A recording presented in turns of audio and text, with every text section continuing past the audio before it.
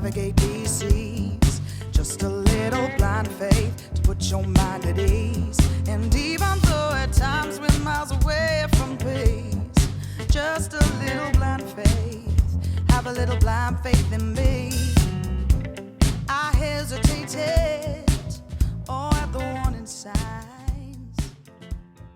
Today is a very exciting day because it's the last day of recording. We've got a gospel choir coming in. Hey, brother, over to the side. Just cracking up, Yeah. I'm just being facetious.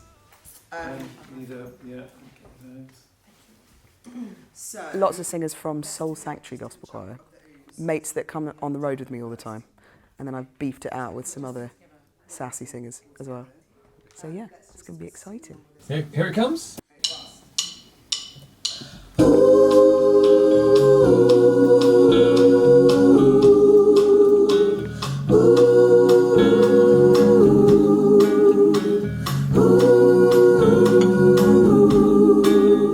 Love that, no click. Same notes. I started writing this a couple of years ago, and it was initially I wanted to write a kind of classic country soul album. That was the kind of initial concept. Wasn't sure what about particularly at that point. I kept thinking at the beginning that I was writing about the wider picture, like the wider world and the fall of humanity, and then slowly it started seeping into my actual relationship. I went through a breakup, and it felt like the downfall of a couple over 2 years. So that became the premise of How the Mighty Fall.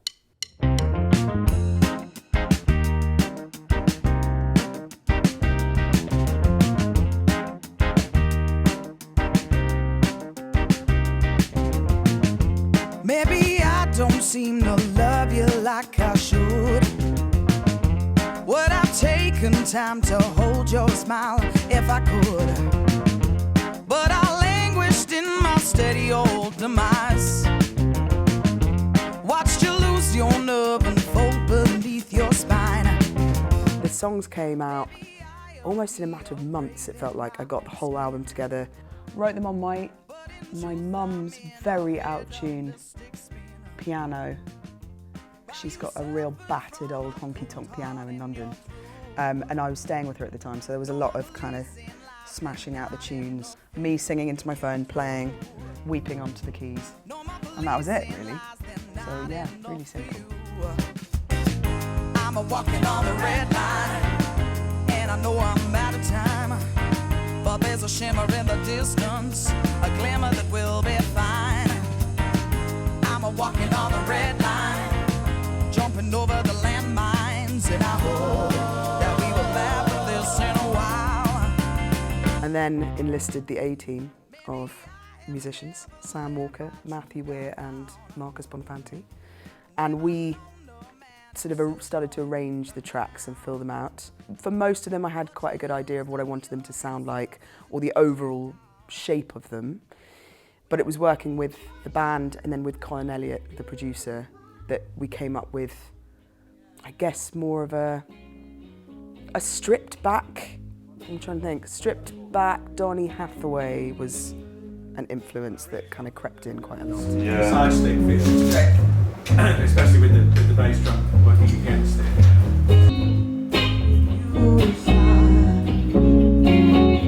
I've been drifting all my life.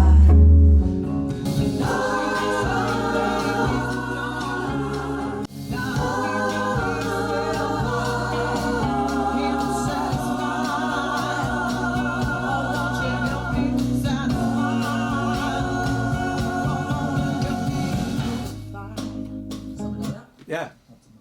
You can drop the dynamic of that last note a bit. Yeah. But I think it shouldn't have a break before that. Got you. Yeah.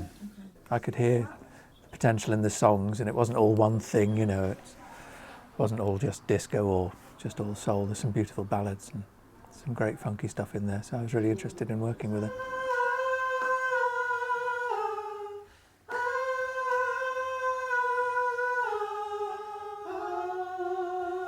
Yeah, the band had already done a lot of work and arranged a lot of songs, and most of it was really good, and there was just a few moments where a slight change in direction or a slight change in attitude helped.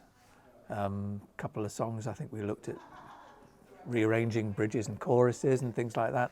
I can't really remember because it all happened very easy and naturally. He sort of let us get on with it, which I liked. We felt free enough to do whatever we wanted.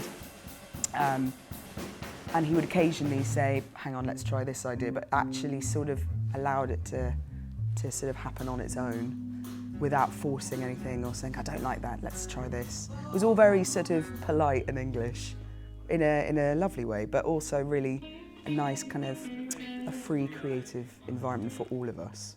And any track that kind of surprised you how it came out? Definitely. There's a track called When the Wires Are Down. It's a commonplace, I know, that leaves us here as strangers. Well, once you held my gaze and quipped so fervently about the news on rotation. I didn't have an idea for what I wanted it to sound like until the band got together and we started playing around with some ideas and completely stripping it away. So it became about the keys and the drums. Oh, not more of the old life. And this really barren kind of rhythmic structure driving it. That became something a lot bigger than I thought it would be. Wish you would have thought of staying open for a while. Get me all that starters, I'm left staring down the down. Or when I've been left waiting here, I've been biding my time.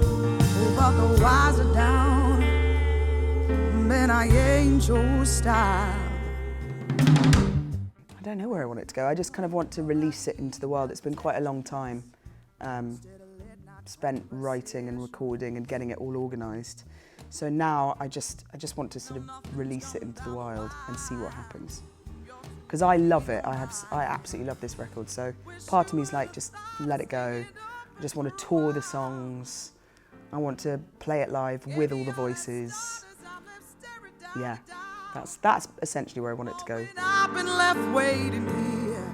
I've been biding my time.